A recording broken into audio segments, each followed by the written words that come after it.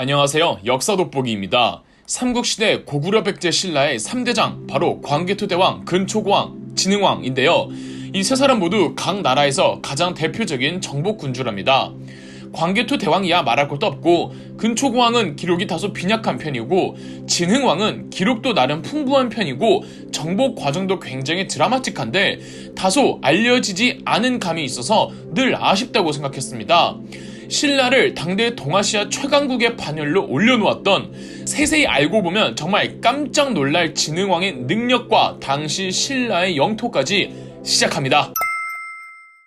진흥왕의 본명은 삼맥종 혹은 신맥부입니다. 이건 중국의 한자식 표현이고 실제 고대 순우리말로 발음하면 다르리라 생각이 됩니다. 뜻은 승려를 뜻하는 인도어에서 나왔다고 보고 있습니다. 현재에도 요셉이라고 기독교에서 따온 이름이 있듯이 진흥왕의 본명도 불교에서 따온 이름인 거죠. 진흥왕은 540년 겨우 7살의 나이로 신라의 24대 왕이 되었습니다. 너무 어린 나이에 즉위해서 어머니 지소태후가 섭정을 했는데, 언뜻 보면 왕이 너무 어리면 이 나라가 혼란스러워질 듯 보이지만 나름 신라는 안정적이었습니다. 이유는 진흥왕의 전전왕인 지징왕과 전왕인 버풍왕 때 신라가 왕권 강화와 중앙 집권화를 성공적으로 도모해서 왕족과 왕실, 왕권, 그리고 전반적인 신라의 국정의 분위기가 굉장히 체계가 잘 잡혀있던 상황이었습니다. 재위기간 한 10년 정도 됐을 때인 551년, 이제는 10대 후반이 되어 사리 판단할 줄 아는 나이가 되자 진흥왕은 친정을 시작했습니다. 사실 정확하게 친정을 한 연도는 전해지지 않지만 해당 연도인 551년에 이 진흥왕이 개국이라는 신라만의 독자적인 연호를 정하는데, 이게 친정의 시작을 알리는 상징적인 행위가 아닐까 하고 추정하고 있죠. 진흥왕이 친정을 시작했다고 알려진 551년으로부터 3년 전인 548년, 고구려가 백제의 국경지대를 침범해오는데, 이때 아직 신라와 백제가 연합해 있던 상태라 신라가 지원군을 보내 지금의 경기도 오산에서 백제와 힘을 합쳐서 고구려군을 무찌릅니다. 이로부터 2년 후였던 550년, 여전히 신라에선 태후가 섭정을 하고 있을 때 고구려가 또 한 번 쳐들어오자 다시 한번 신라와 백제가 힘을 합쳐서 지금의 세종시인 금현성과 지금의 충북 괴산인 도살성에서 또 고구려군을 격퇴합니다. 당시 신라군을 이끌었던 사령관은 이사부 장군으로 당시 신라의 원로 장교였습니다. 옛날에 울릉도와 독도를 정벌했던 그 이사부가 맞습니다. 당시 신라에서 이사부가 갖는 위치는 상당했으며 아직 진흥왕이 10대였던 시절이라 신라 전체의 군권을 이사부가 다 쥐고 있었다고 해도 과언이 아니었죠.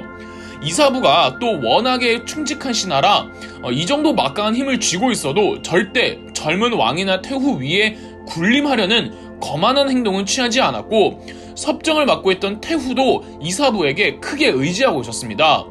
이사부가 고구려군을 충청도에서 무찌르는 과정에서 신라의 영토도 오늘날의 충청북도 지역까지 넓혀주었고, 이때를 기념하기 위해 오늘의 충북 단양에 세운 비석이 단양 적성비입니다.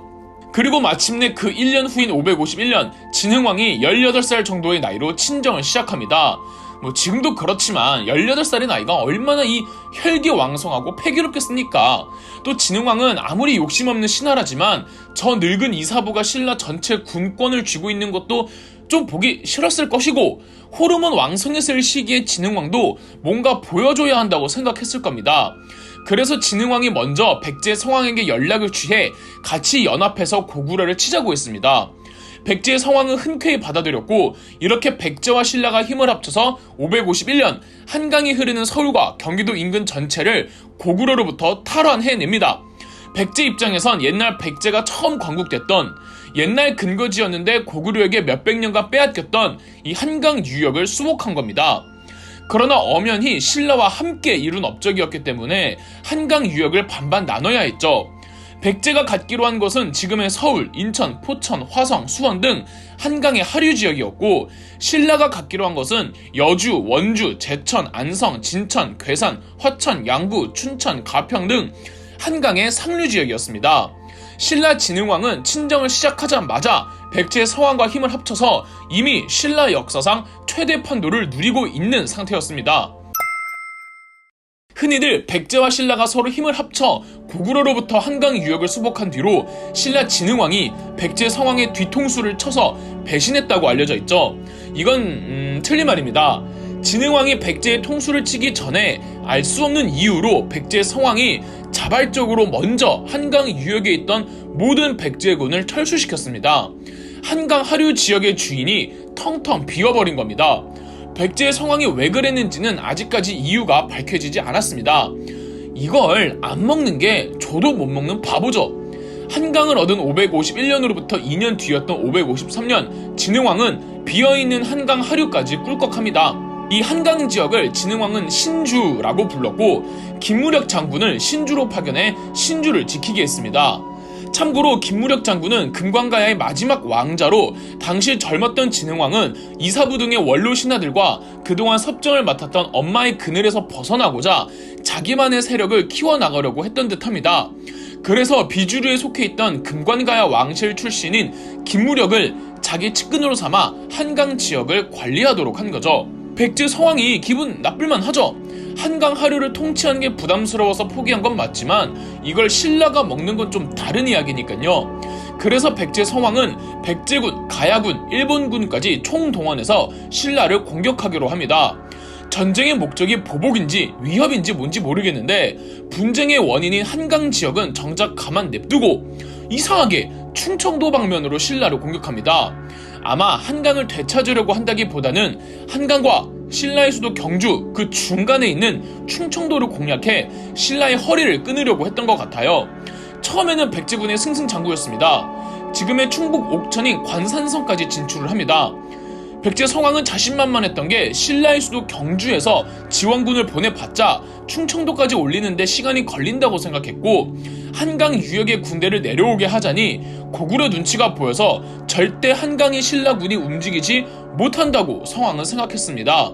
어느 정도 맞는 말이었고 그래서 초기에 충청도 안쪽까지 백제가 진출하는 데 성공했죠. 백제 성왕은 이제 더 이상의 진군을 멈추려고 했는데 성왕의 아들이 기왕 온 김에 더 나아가자며 신하들의 반대를 무릅쓰고도 적진 깊숙이 진군합니다.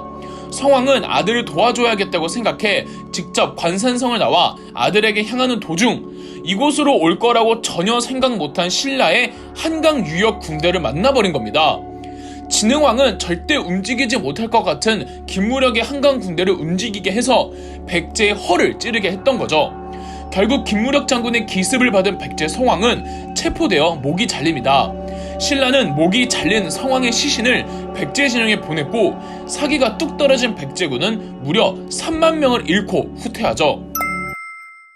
백제의 공격을 처참하게 무찌른 신라는 굳이 백제군을 수도까지 추격하지는 않습니다. 진흥왕은 지금의 서울을 순행하면서 본인도 이 자기 업적이 뿌듯했는지 지금의 북한산 비봉에다가 본인을 기리는 비석을 세우니 바로 북한산 순수비입니다. 현재 북한산 순수비는 박물관으로 옮겨졌지만 모형을 만들어 실제 그곳에 있던 곳에 두어 아직까지도 많은 등산객들이 북한산에 올라 이 비석 앞에서 사진을 찍죠. 신라는 백제의 숨통을 끊는 대신 그동안 백제 백을 믿고 까불던 가야를 족치기로 하죠.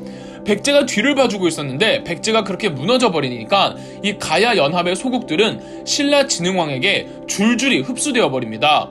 555년 창녕군의 비화가야가 멸망했고요. 561년 하만군의 아라가야가 멸망했고요. 끝으로 562년 대가야까지 멸망하면서 가야는 완전히 역사 속으로 사라집니다.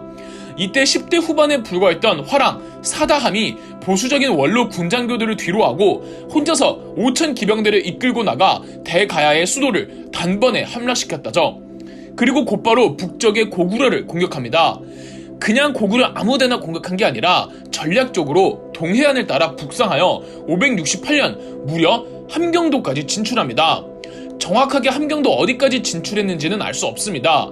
다만 함경남도 함흥에 황초령비와 마울령비라는 비석을 세운 걸로 보아 여기까지 진출했다고 정해버렸는데 거기에 비석만 세웠을 뿐이지 충분히 그 북쪽으로 더 나아갔다고도 볼 수 있는 거죠.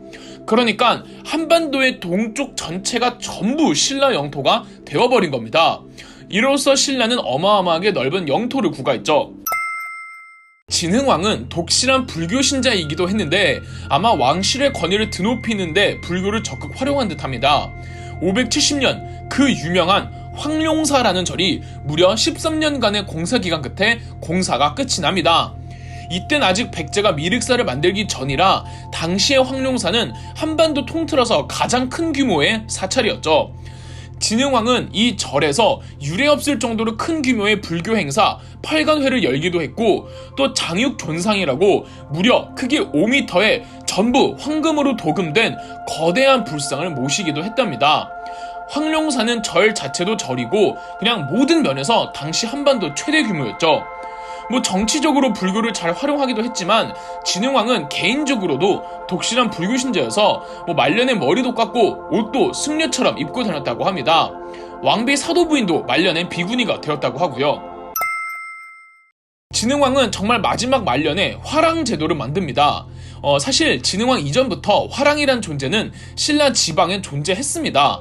대가야와의 전쟁 당시 화랑 사다함의 활약에 크게 감화를 받은 진흥왕은 아예 국가가 관리해주는 단체로 조직해야 하겠다고 싶었고, 처음에는 화랑이 아니라 원화를 만듭니다. 신라에서 가장 예쁜 두 여자 남모와 준정을 뽑아 원화로 삼고, 워낙에 예쁘니까 전국의 10대 남자들이 다 몰려들고 그 중에서 인재를 뽑아 국가가 키울 생각이었던 거죠. 그런데 남모와 준정이 협력은 안 하고 서로 시기하고 질투하며 살인사건까지 벌어지자 진흥왕은 원화 제도를 철폐하고 오로지 남성들로만 구성된 화랑도를 만들기로 했던 거죠. 하나의 화랑도는 리더 화랑과 화랑을 따르는 낭도들로 구성되었습니다. 이 리더 화랑에게 기존의 원하들이 했던 임무를 시켜서 자기들끼리 자발적으로 수련도 하고 제사도 지내고 공부도 하도록 했죠. 처음에 남모와 준정이라는 원화를 만든 이유가 여사제 역할을 맡게 하기 위해서였답니다. 그런데 그 역할을 남자한테 시키기로 하니까 그래도 여사제 느낌이 나야 한다면서 화랑들에게 다 여자들처럼 예쁘게 용모를 가꾸게 하고 화장을 시켰던 겁니다. 이 화랑들이 나중에 군사적으로나 문화적으로나 이 신라를 빛나게 한 집단이라는 건 이미 잘 알려진 사실이죠. 진흥왕은 576년 42세의 나이로 사망합니다. 진흥왕의 무덤은 전해지지 않지만 경주에 있는 서학동 고분군에 있는 대형 무덤이 진흥왕의 무덤이 아닐까 추정하고 있죠. 진흥왕의 업적은 외치로나 내치로나 어떤 군주와 비교되어도 꿀릴 게 전혀 없는 또 한 명의 아주 위대한 군주였습니다. 한국사 위대한 군주 리스트가 나올 때 꼭 거론되는 한 사람이 됐으면 하네요. 그럼 역사 돋보기였습니다. 영상 재미있으셨다면 구독과 좋아요, 알림 설정까지 해주시면 감사드리겠습니다.